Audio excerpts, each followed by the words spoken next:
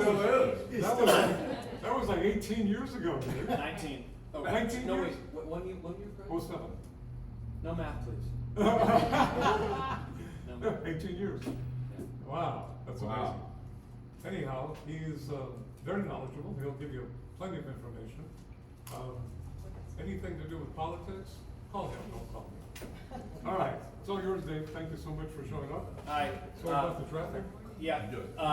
My name is David Stark, but I'm late, so I'm sorry. 680, it got me. How many of you have Nightmare. been bit by the Came from there. 680 thing? Oh, speaking of raising your hand, so I've been doing a thing this year. Each of my presentations, I take the selfie. Have you ever done the selfie? Do you know what have you ever done the selfie?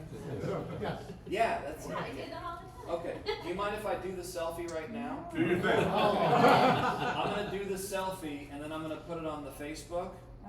Have you heard about the, have you That's something new, isn't it? Okay, Is that a new thing? the Facebook, so what I'm gonna ask you to do, since this is going on the Facebook, and sometimes the kids look at the Facebooks, so do something appropriate, like maybe like wave or something, or you wanna make it look like there's 1,000 people here. Yes, of course. Hey, Dave, What? how are you? There you go. All right, wave, look happy. Yay. All right, I'm gonna put that on the Facebook. Stop saying that. All right. Hi, I'm David Stark. Nice to meet you, I'm Faith. Nice to meet you, Faith. Hi, what's up, dude? It's good to see you.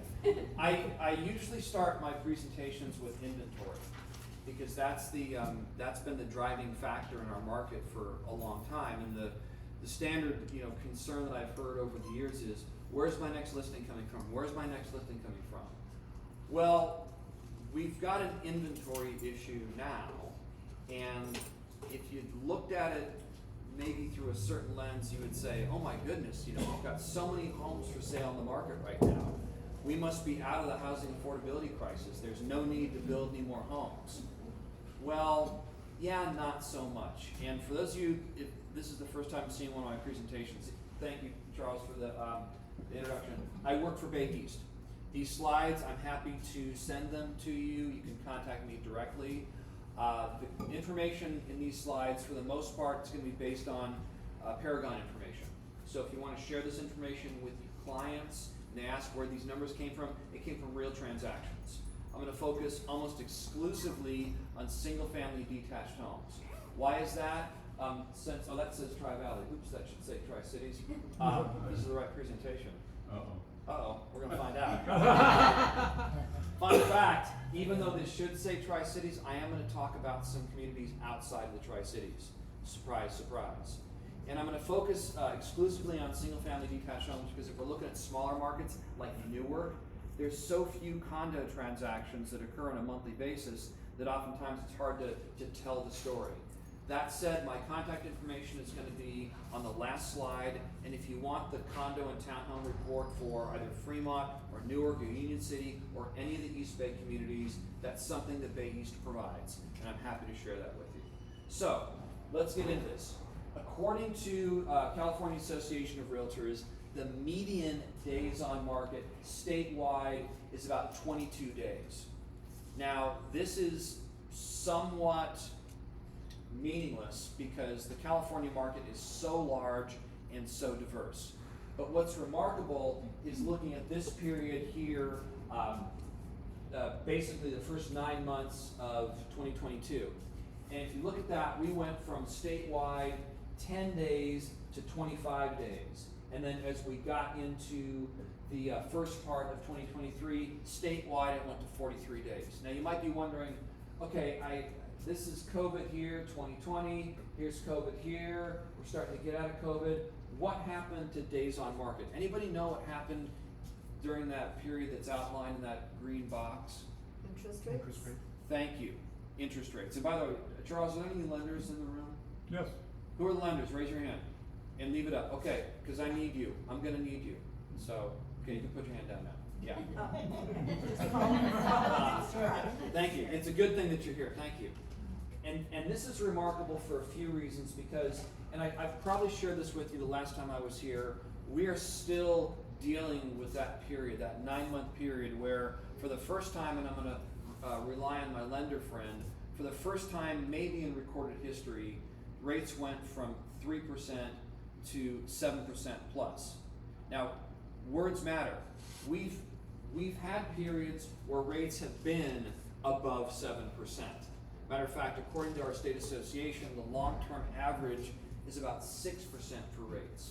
Now, there have been times when rates were 18%. Some of you may remember that. But to my knowledge, we never saw a period where rates increased so quickly. And we are still dealing with the fallout from that. But what's remarkable is we're looking at, rates go to 25, or days on market go to 25 days. We look at where we are now at 22 days.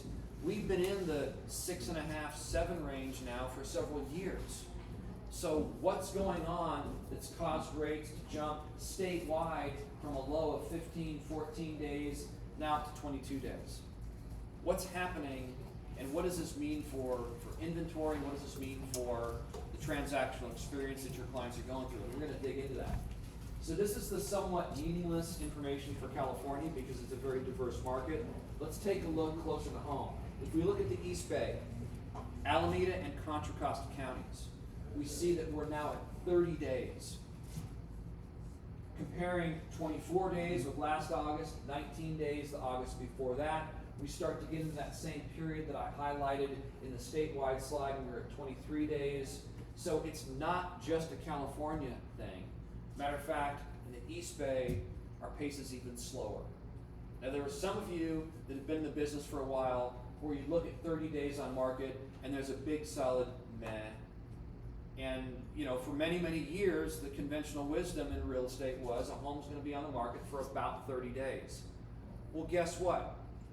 Unless your clients have a time machine, which I want to borrow, because there's some things I need to fix in the past, if you know what I mean. Camera's on, right? Let's stop. Your clients aren't buying homes back when it was back in those days. Your client frame of reference may be pre-pandemic when we were in the 25 days, or during the pandemic when this is the average for the entire East Bay. There are many communities where it was single digits. So this is truly, for a lot of your clients, I'm sensing, new uncharted territories. And for your sellers, they may be saying, I'm going to use some technical language here. What the hell is going on? Why is, and if that offends you, I apologize, but I only know a few words, and that's one of them. Meanwhile, if you're representing buyers, they're thinking, oh, hot damn, I got some power now, finally, for the first time, possibly forever. So this is clearly changing transactional dynamics, but it's also changing the perception of supply. As we get a little bit closer to home, we take a look at Fremont. We're at 19 days in Fremont, which is different. Why? Because you're right next to Silicon Valley, and this is a highly desirable community. But still, it was 13 days this time last year, so that's a pretty significant shift. We take a look at Newark. We're at 18 days. Newark is also highly desirable, but still slower than we were this time last year. Definitely slower than where we were in 2023. We go to Union City. Slower in Union City. We're at 26 days. Significantly slower than where we were last couple days. Now we're going to go to Hayward, because I promised we were going to get out of the Tri-Cities. Is that okay? We venture into Hayward. Hayward, 25 days. We go over the hill, Pleasanton, 27. And if you're wondering, what the hell happened in Pleasanton in 2022 when we got in the 40-day range, you're looking at median sales prices that were 1.6, 1.7, interest rates in the 7% range. That's a lift for buyers. And it was such a lift that homes really sat on the market. And consistently throughout the year, we've seen higher days on market, particularly in Pleasanton. Why? Because of that price point. I'm not saying that people can't afford to purchase in Pleasanton. Thank goodness we have lenders that are making their dreams come true. It's just that buyers, when confronted with that price tag, they're saying, wait a minute. And when they say, wait a minute, they're saying, we're going to wait 30 days or more. And then we take a look at Livermore.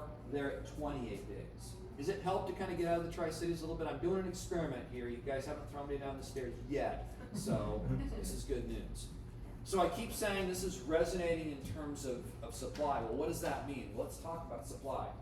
We go statewide for a second, and peak prior to the pandemic, statewide there were about 63,000 homes for sale. We look back at 2018, we see this big run up in inventory as sellers were realizing, oh my goodness, if I want to sell my home and keep my 3% mortgage, I gotta do it right now. So we saw a big run up in inventory and then a big drop off in inventory as sellers realized that boat that's going out the harbor that says USSS 3%, I didn't get on that boat. By the way, that's the first time I've used that wisecrack.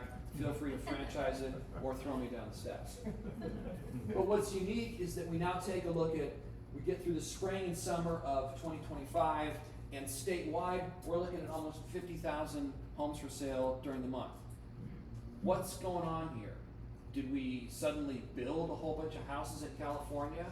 We still have, even though the governor's made some changes to the California Environmental Quality Act, we still have high construction costs, we have the impact of tariffs, we've got actually a slowdown in the construction sector. So where are these homes coming from? We take a look at the trend. Well, here's again that run up when interest rates were shifting. We take a look at the trend here in the East Bay, and it's a similar trend. We had 2,600 single family detached homes listed for sale in August. That compared with 2,100, way up from the 1,500 that we saw in 2023, and then you can see that spike that was driven by interest rates. Where are these homes coming from? It's because homes are sitting on the market longer. And when you take a look at how the MLS works, if you've got homes that are turning in 72 hours or, not 30 days, they're gonna start to stack up month after month after month. So if we take a look at Fremont, 97 compared to 73. In terms of actual numbers, that might not seem like a lot, but in terms of a percentage increase, that's huge. Think about Fremont. I know that there's new residential construction happening in this community, but is it single family detached homes? You should all be doing this. It's mostly condos and townhomes. So that inventory, it's a little bit of a misnomer. And it's a misnomer because we still have a supply problem, which is gonna put some weird pressure on prices. This is Fremont. We take a look at Newark. It's a very similar trend. 33 to 27 doesn't seem like a big increase, but look at that trend towards the right side of the chart. A lot more choices consistently month after month after month in 2025. Have you felt that in Newark? Okay, well here's a chart to back that up. In Hayward, it looks like I missed Union City. When I fix these slides before I send them, when I put Tri-Cities, I'll also add Union City. I apologize for that. Increase in Hayward with several months there where there are more than 120 units listed for sale in Hayward. New construction in Hayward, but again, mostly condos. So these are those homes sitting on the market. We move across the hills, we're looking at 88 units. There are 120 units in Pleasanton. Again, the buyers tapping their brakes, they're saying, I just don't know if I can do 1.7. And they didn't, and the homes sat on the market. We take a look at Livermore, 103 up from 59. Livermore is still a highly desirable community, but when we're looking at those interest rates, it's not shutting the market down, but it's really driving buyers and sellers to reconsider. Well, I should say it's driving buyers to reconsider, sellers maybe not so much. And I'll dig into what that means when we get to prices. Does this help at all? Seeing some context here? So, let's talk about prices. California Association of Realtors made this cool chart. What the heck is going on here? Sorry, let me rephrase that. What the hell's going on with this chart? So, these lines here represent the percentage of listings that had a price reduction. So we go to the early days of the pandemic where people were freaking out and we were unsure about the market, and we see some significant price reductions. We see I had that backwards. Very few homes had price reductions as we got into the pandemic because people were selling, we were at 3% interest rates, buyers had a lot of power. We get into when interest rates start to shift and sellers had to start shifting their expectations statewide. we get to, I believe this information is through June of this year, and statewide, we're looking at about 40% of all listings had a price reduction. Caveat, I've got pretty good relations with our economists from CAR, and they have told me that this chart is not exactly accurate. Where's the inaccuracy? They're basing that percentage of listings with a price reduction based on the final list price and the final sale price. So when they say that 40% of listings had a price reduction of about 5%, that's not 100% accurate, because there could have been multiple price reductions before the final list price. Bottom line is, from an expectation management perspective, you might want to talk to your broker about those possibly uncomfortable conversations you're having with your clients. This is not, if you're having the price reduction conversation, it's not just a Fremont thing, it's statewide, to the tune of about 5%. And that's final list to sale price. Is this helpful to see this at all? Yes. This is absolutely not the whole story. And speaking of story, we've done a pretty good job of getting in the newspaper and getting on TV this year. And we've had multiple reporters reach out to us at Bay East and saying, so it's a buyer's market, right? And then we have to talk about this. Median sales prices.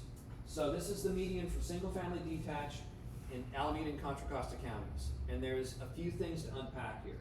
Number one, that spike here where the median exceeded 1.4, that coincides with the same period when interest rates were changing. So if you're wondering, well, what happened to sales prices? It's buyers lost that power to make those really aggressive offers because they were operating in the 3% range. Now they're operating in the 7% range. And thank goodness, help me out. Am I kind of right there? Yes, no, buying power. Okay. Okay, you're like my weather vane on this one, okay. or my temperature gauge, or my blood pressure gauge, or something. So when you stop nodding, then I know that I'm off track. But what's fascinating is not this dramatic drop here from 22 into 23, but what's happened to prices since then? What's happened to prices since that peak? Have they dropped?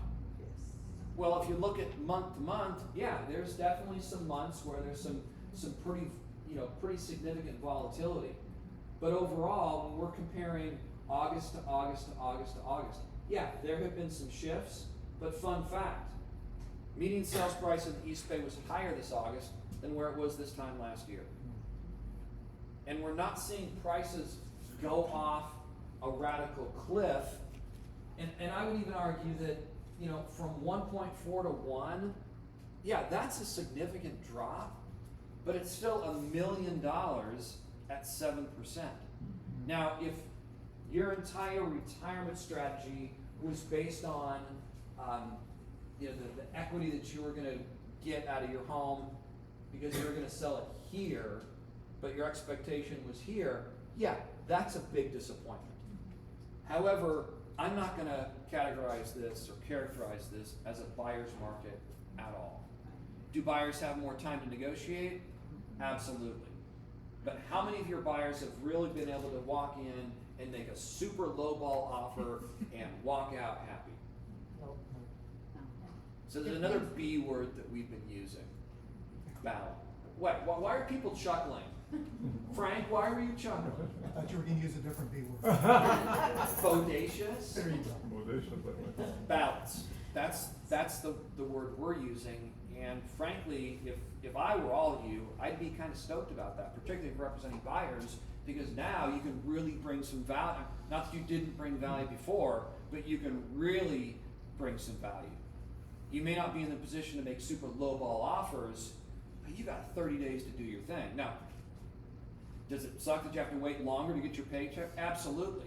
However, when you get that paycheck, I bet your clients on the buyer side are saying, thank you, I'm now a homeowner, thanks to you, thanks to your ability to help me negotiate. We take a look at Fremont, and it's a slightly different story. Let's go back to East Bay. Median in the East Bay is hovering in the 1 million range. Median in Fremont is at 1.6. Now what's fascinating is here was the peak when interest rates adjusted, but you know, what happened since, you know, there was a month when it was 1.9. So the takeaway here is, yeah, people absolutely want to buy homes in Fremont, and they're willing to pay a premium, even in a 7 or 6% interest rate environment. And please talk to your lender, because I keep saying 6 or 7%, your results and your clients' results may vary. So, buyer's market, yeah, maybe not so much. And in terms of, you know, when will things shift, we're taking a look at longer days on market. There's more supply as a result of that. I believe that there's still some potential adjustment possibility here, but in terms of things dipping into the 1 million range in Fremont as a median, I'm not predicting that, unless there was a radical drop in interest rates. And the ironic thing is, if we were to see a drop in interest rates, which way would prices go? Up. We take a look at Newark, and here's the trend in Newark. Yeah, some month-to-month volatility, but Newark is not suddenly, but it's the place. They got a bridge that takes you to the center of the universe. Just saying. And maybe someday that New Park Mall will really pop. Meanwhile, it's, you know, we chuckle, you know, we'd like to see Newark really blossom, but it's still location, location, location, and it's still got a bridge that takes you to the center of the universe. We go to Hayward, we're at 940. Look how consistent sales prices have been in Hayward. We go over the hill into Pleasanton. We're not in the 1.8 region anymore, but we're still in 1.65 region. And I believe that there, at some point, sellers in Pleasanton are going to get the message, hey, if I don't want my home to sit on the market for 30 days, what do I need to do? Adjust my expectations. And then we go to Livermore, we're at 1.96. And what's remarkable about Livermore, that it wasn't that long ago when prices in Livermore were not $1.196 million. Have you been to Livermore recently? Who's been to Livermore recently? Pretty cool, just saying. So, where are things headed? There's two ways that I like to look at where the market might be headed, particularly in terms of pricing, and that's sales activity. Because if we see a radical shift in sales activity, that means that the market needs to adjust. And the second thing I like to look at is pending sales, and we're going to do that right now. So statewide, it's a pretty clear trend here. We see during the pandemic this big drop off in sales activity because real estate was shut down, but once all y'all figured out how to do things, bam, people decided to move. And they really wanted to move in 2021. Why? Because they could. And then we start to see this drop off in sales activity. There's two factors. One, all the folks that wanted to move did, okay? And then we get into 2023 and their buying power dropped. So even if they wanted to move, they really couldn't. Fun fact, it's not in this slide deck, but I can include it in the corrected version. California Association of Realtors does a survey of buyers and sellers every year, and one of the things they track is how long a seller has been in their home. We're looking at close to 15 years now, on average. So going back to the conventional wisdom in real estate, home used to be on the market for 30 days. How long was the seller typically in their home? It hasn't been 7 years in a while. Why? Well, in this area, and I think you've heard me talk about this, there's the quality of life, and there's housing affordability issues. So when we take a look at this trend, which is disturbing, it's actually a trifecta. It's people who wanted to move, they did, it's buying power, and people are they're staying longer. And yeah, we can talk about people fleeing California, but there's a lot of people not fleeing California. And if we have time at the end, I'll tell you a cute story about a Livermore City Council candidate, which I think is kind of fun. In the East Bay, what's remarkable is just how consistent our sales activity has been over the last 3 years. It's of concern though to look at how far down we are August compared to where we were pre-pandemic, and then during these exceptional years, which I believe we're probably not going to see this for a while. I don't want to see another global pandemic. Anybody else want to see another? No, I don't want to see that. But again, as we were statewide and in the East Bay, the folks that wanted to move, they did. These numbers though are a concern because each one of those numbers represents a transaction. So sales activity is a concern. We take a look at Fremont and kind of bucking the trend a little bit, significant increase from June to August and also from August to August. We're gonna talk about the seasonal nature of real estate when I get into pendings. We go to Newark, down, we have 25 compared with 16. Union City is included in this slide, no change from this time last year. We look at Hayward, about the same, which means people still want to buy. We go over to Pleasanton, almost unchanged, which is remarkable considering the additional options that people have in Pleasanton. You know, why didn't more homes sell in Pleasanton? We're at a pain point in terms of prices. And then we go to Livermore, and it's up marginally compared to where we were this time last year. Let's talk about the future. Anybody want to talk about the future? Love the future. Yes. Yeah, I mean, that time machine hasn't been invented, so I don't want to talk about my past. So, our state association, they actually will do predictions going all the way out to 2027. And they're pretty bullish on the market. They're anticipating more sales this year compared to 24, additional sales in 26, and additional sales in 27. Now the problem with these kinds of predictions is, this is the state of California. So does this mean Southern California is gonna drive this increase? There's lots of different regions. So how do we track what's gonna happen in the future? Our time horizon is a little bit more circumspect, if I can use that word. We take a look at pending sales. And I may have shared this with you last time I was here. We started tracking pending sales during the pandemic because we wanted to see if anybody was actually out there making offers. And I mention that because we didn't really track pending sales before March of 2019. So if you're wondering if you've got really good vision, you see that this chart starts with March of 19 and everything else started with January, it's because we weren't tracking. But we've certainly kept track of pending sales as the interest rate environment has changed, as we have concerns about housing affordability, and if we see a significant change here, that could be a message that you can telegraph, particularly to your sellers. The other thing that we discovered during the pandemic is the seasonal nature of real estate really got turned on its head, particularly during 2021, where we saw this increase in pending sales and people shopping for homes September, October, November. So yeah, school's out, people are shopping for homes, holidays come, things slow down. What's the date for the Super Bowl? I know it's gonna be in San Francisco next year. Early February. The date, according to my sources, is early February. I mention that because there's often a direct correlation with the Super Bowl and people deciding to shop for homes. But February is a few months away. We're just getting into the fall now. Take a look at where we are at pendings. We're up by about 200 throughout the East Bay. So it could be a busy fall. You're back. What do you think is going to happen with interest rates? Well, they've already dropped. Okay, they've already dropped, and that could help pull the cork out a little bit, and you know. David, is this pending sales, I get a picture at the end of the month? Is that where the number comes from? Because every house goes through pending sale before it closes, right? Yes. So, Yes. how's this? So we have a vendor that pulls these stats from us right out of Paragon, and they typically pull these around between the 3rd and the 5th of the month. So it's a snapshot. So if you were to pull pendings for August today, that number might be a little bit different. But since we pull them on the same day, the snapshots are consistent. Great question, by the way. Here's the East Bay. We take a look at Fremont. It's up by a single unit. I'm cautiously encouraged that it's not going the other direction. And if you take a look the last couple months, there was a big bump from June to July, down a bit from July to August, but I'm really hoping that it's a busy fall.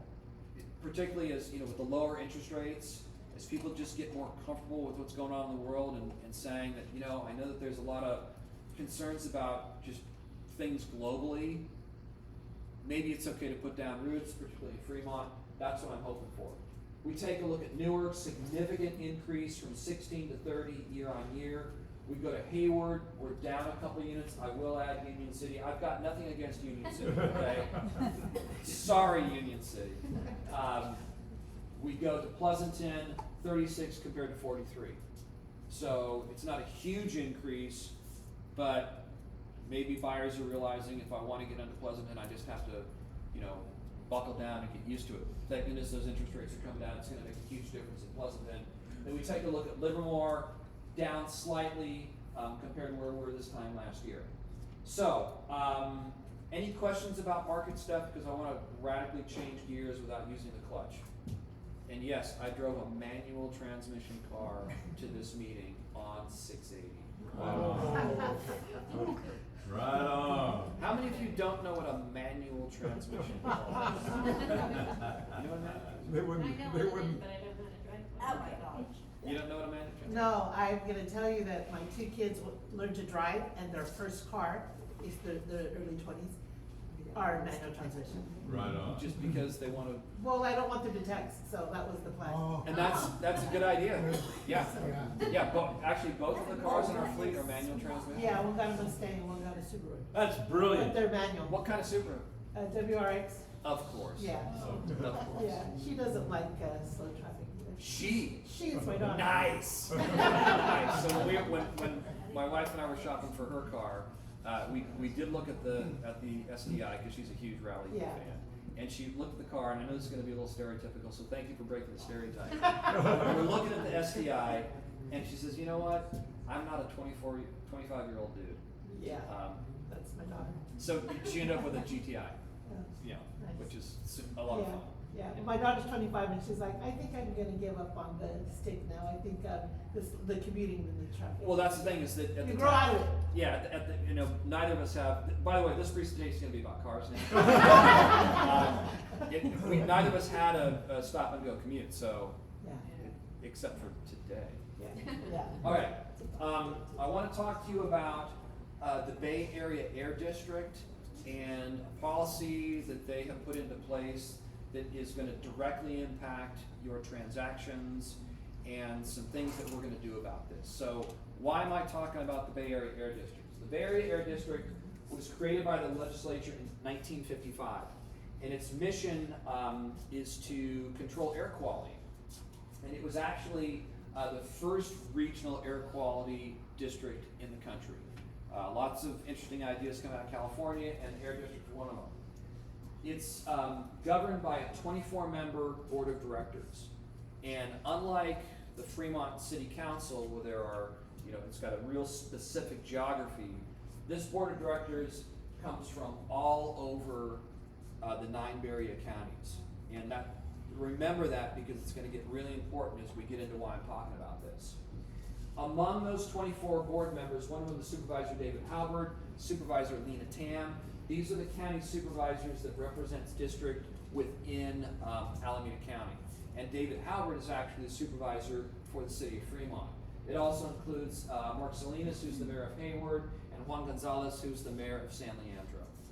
Luckily for us, we have very good relationships with all 4 of these members of the Air District Board of Directors. And what it does is that it's responsible for regulating stationary sources of pollution in this region. So they don't regulate cars, they don't regulate motorcycles, because I've got a 2-stroke motor, several. Most of our bikes are 2. Anyway, they regulate buildings.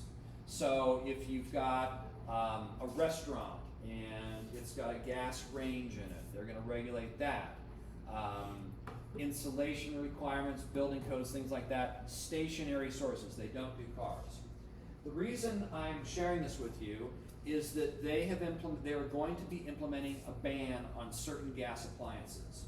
So we're going to take a step back from the Air District just for a second, but I do want to share with you is that starting in 2026, you as a real estate professional will be required to disclose to your clients the implications of electrical systems in your homes and the possibility that there may be a ban on gas appliances. What the hell does this mean? I want to say don't worry about it because Bay East and Bridge Realtors, we're going to be working on including this disclosure information in the Alameda County Disclosures and Disclaimers Advisory, which many of you probably use. It's available on zip forms. So before we get to January 1st, that language is going to be in the disclosures. Okay? So hopefully that'll check that box. So that's done. This is statewide. Let's go back to the 9 Bay Area counties. In January of 2027, there is going to be a ban on the sale and installation of new gas water heaters. And if you're wondering why, because the air district has decided that gas water heaters killing the climate. Okay? And they feel that as water heaters start to fail and need to be replaced, they should be replaced with something that doesn't create carbon monoxide. What could that be? It could be a gas, or it could be an electric water heater. But wait, there's more. In January of 2029, you won't be able to buy or install a gas furnace. Okay? You with me so far? Yeah. So, just a couple notes. If you have an existing gas water heater or a gas furnace, you can still use those. They're not going to be outlawed either on January 27th or January 2029. And the reason I mention this is that you may have heard of a campaign going around that says that those devices will be outlawed. They're not going to be outlawed. However, you just can't buy or install new ones. Okay? And the next is that this is not a time of sale requirement, which is a big deal for us. Now, would it be a good idea to disclose this stuff? Absolutely. And we're going to be incorporating these bans in the disclosures and disclaimers as well. Okay, you with me so far? Yes. Now, the next stuff I want to share with you, need to make something perfectly clear. The Bay East Association of Realtors is not anti-climate change. We are not anti-energy efficiency. However, we are here to protect the interests of homeowners, certainly to protect your interests as real estate professionals. So we're going to talk about some stuff that we're doing, but just know that as an association, we are not anti-environment. Is that cool? Okay. I have a question. Yeah. So this includes stovetop? No, that's a great question. Yeah. This is, so you'll hear us talk about the use of the term appliance. This is, in January 27th, it's just water heaters. And then in 2029, it's furnaces. This does not cover cooktops or that kind of stuff, okay? Great question, great question.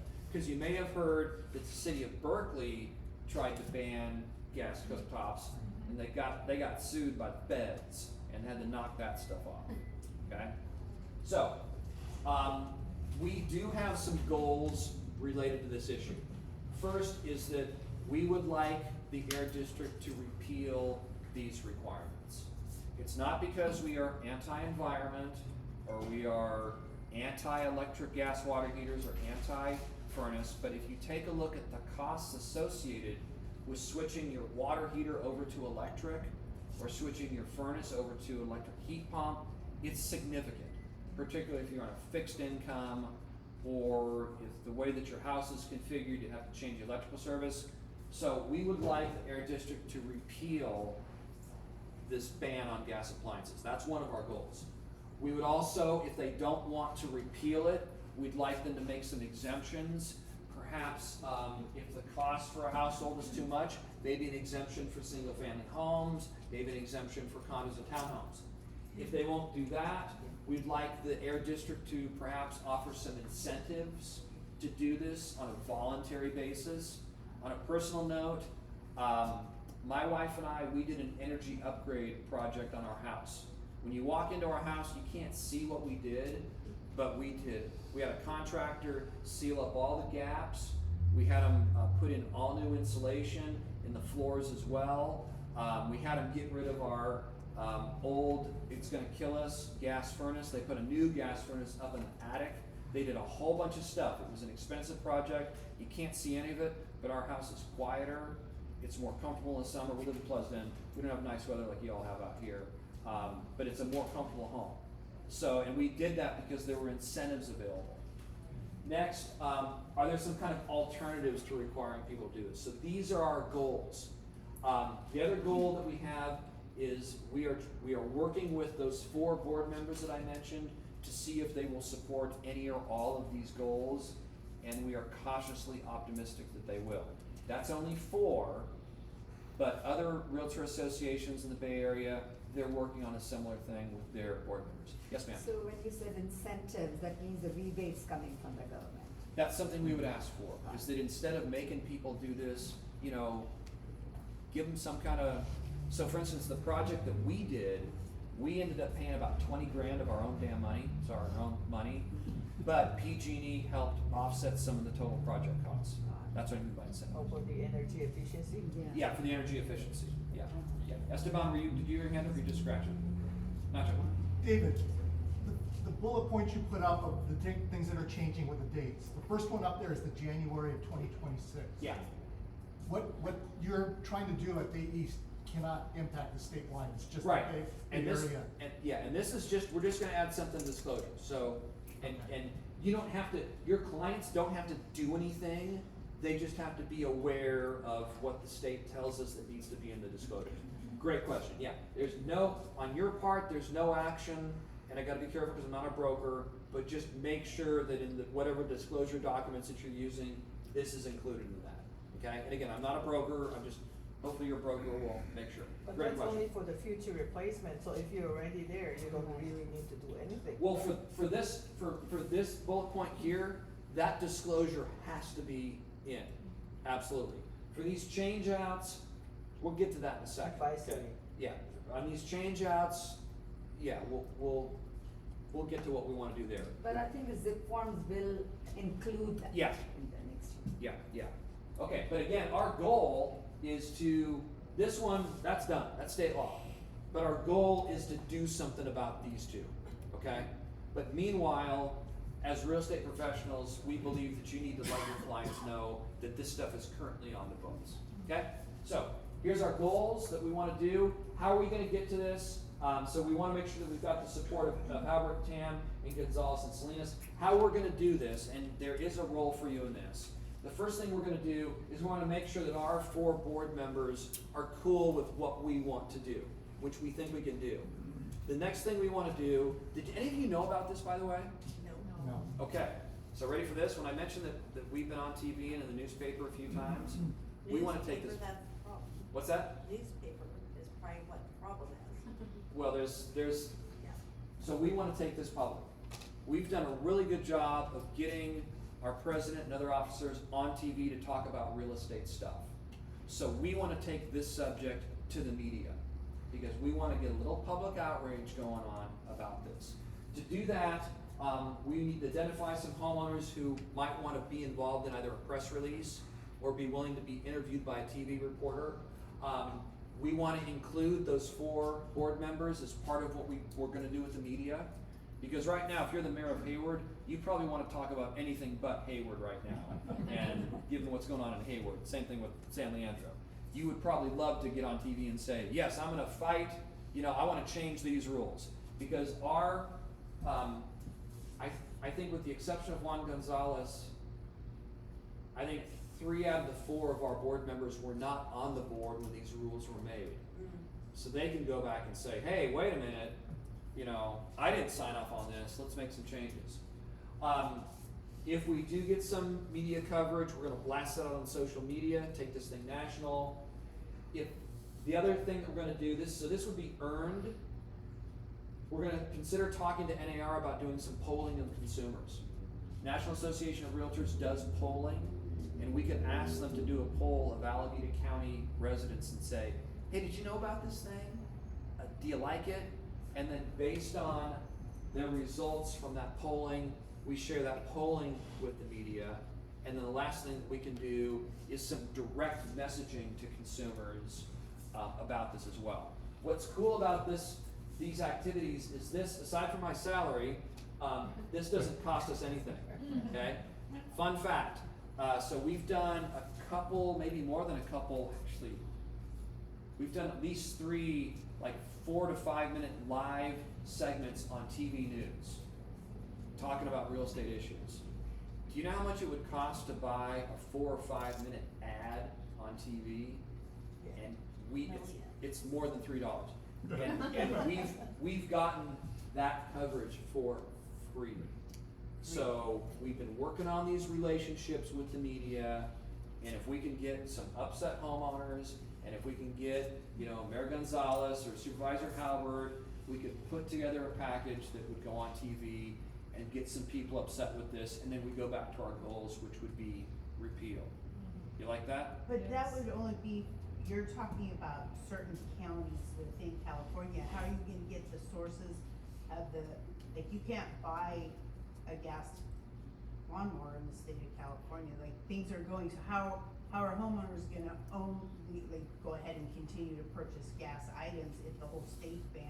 So the state is not banning. It's just BA, It's just, UAB. exactly, yeah, Okay. great question, yeah, it's Okay. just in the 9 Bay Area counties. Gotcha. But often as things go in the Bay Area, they move out, yeah, I'm just curious, cause yeah. I just replaced water heater, a bunch of stuff, and the contractor was like, don't do gas, and I'm like, I'm out of the house, I'm. Yeah, So I'm out. well, we had to replace our gas clothes dryer. I spent a lot of time in the garage, and it's like, maybe it's time, and it also wasn't drying our clothes anymore. And we could not find a gas dryer in Alameda County, so we had to Those go are the- electric. Yeah. that's a- Yeah, and it wasn't that big a deal, cause the electric outlet's right there. Now I have to, that's where I plug my air compressor in, so I gotta switch things around, but it's not that big a deal. But it's one thing to do a dryer, to do a water heater or a furnace. Yes, ma'am? Have you heard about the gardeners getting also in this? And, cause my gardener told me that we are not allowed to use any gas blowers anymore. So lawn maintenance equipment, not really our issue. So I don't know. Oh, okay. Yeah, I don't Cause he know. said that he That's just bought true. something. It's true. 2024, SOAR, Yeah. S-O-R-E, small Yeah. off-road engine. Those are all banned in California. Yeah. That's why your gardener can't use his gas-powered hedger. If you want those things, you gotta go to Reno to get them. Yeah, and again, we don't really, Nothing to do with it. yeah, that's not our stuff, but That was my question, is that the gardeners what are I having a thought. hard time, Yeah. they wanna use gas. Right. You know, is this, I mean, okay, the VA QMD's only staying in our certain counties, but we just know historically in California, it Starts here. grows.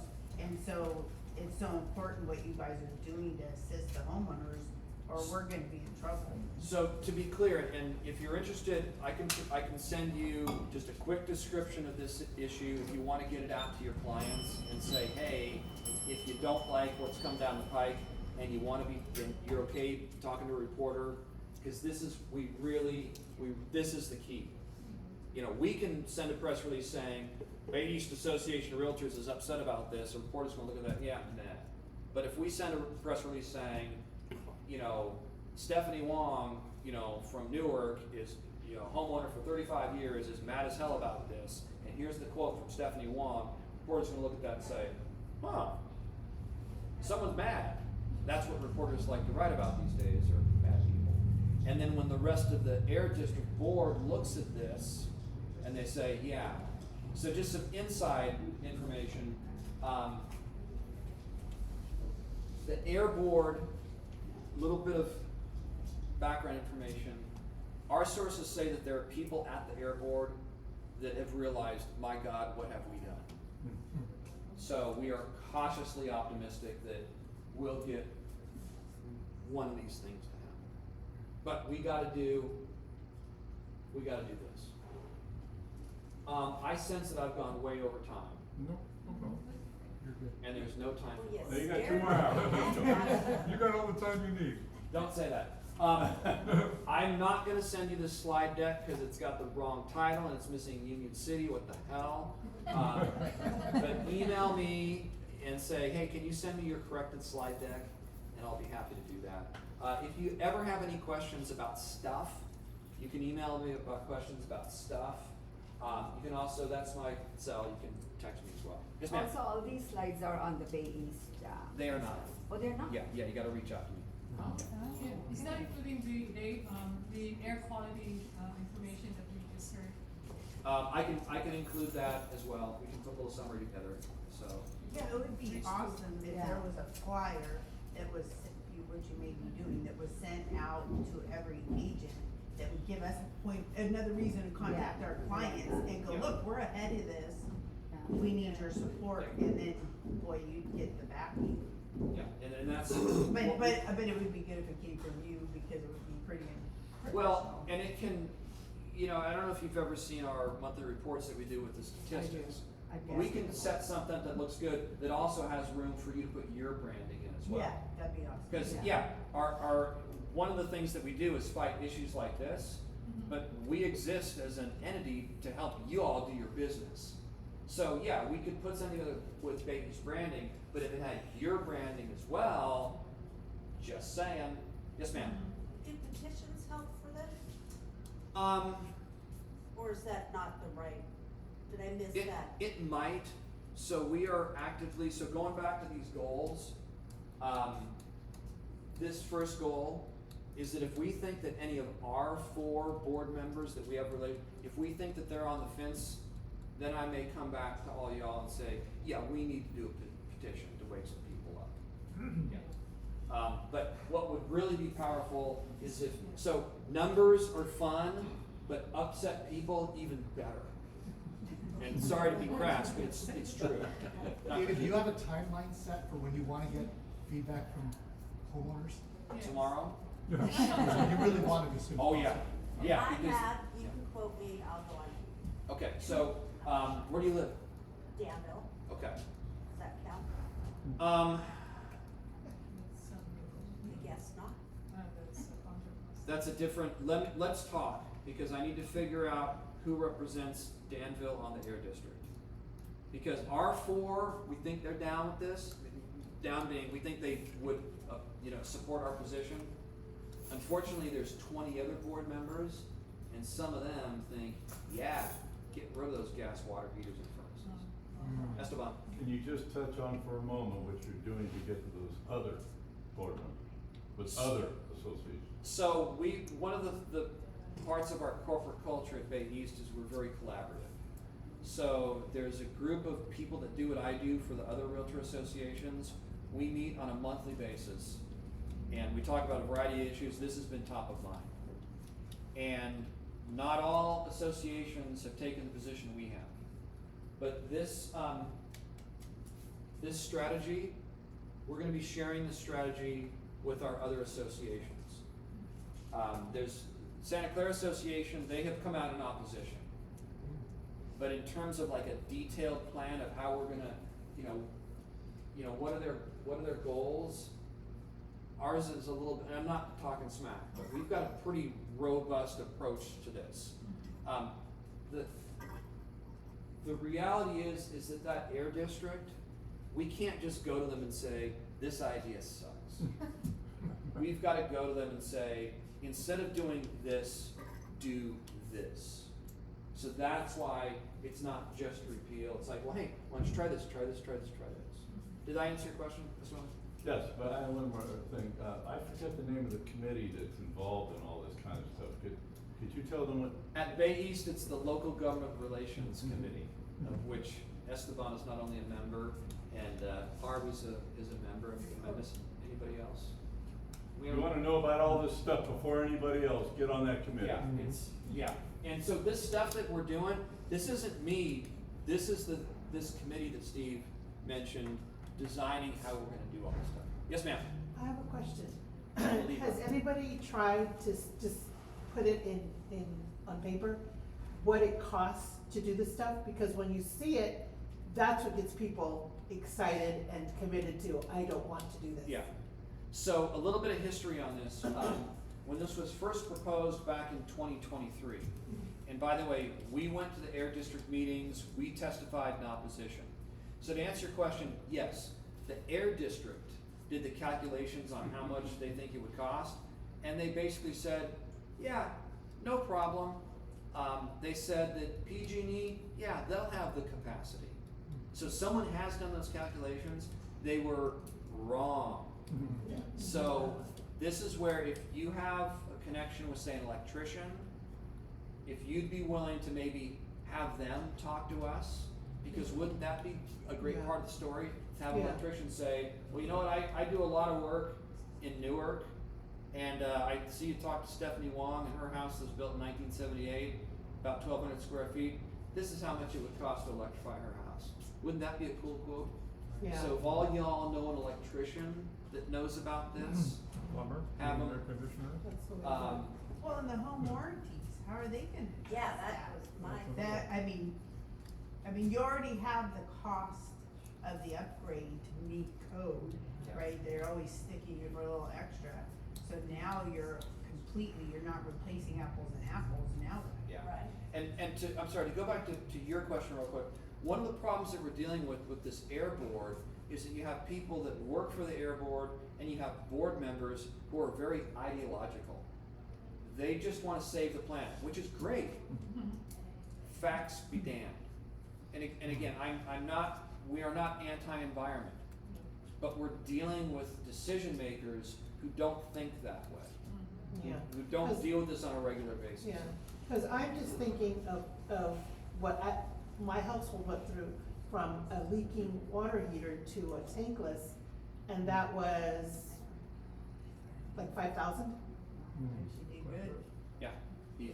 Yeah, you did good on that. Well, that's Yeah, she 5,000 did to good the on contract, that. You did that's good. extra stuff we lost. Yeah. Yeah. They're more than that. Okay, Yeah. what else? Anything else? You're the man. I am a man. Oh. I am not, to be perfectly clear, I am not the man, I am a man. In our book, you are, brother. Thank you so much for the hospitality, really appreciate it. Okay, everybody, enjoy your day. Thank you so much.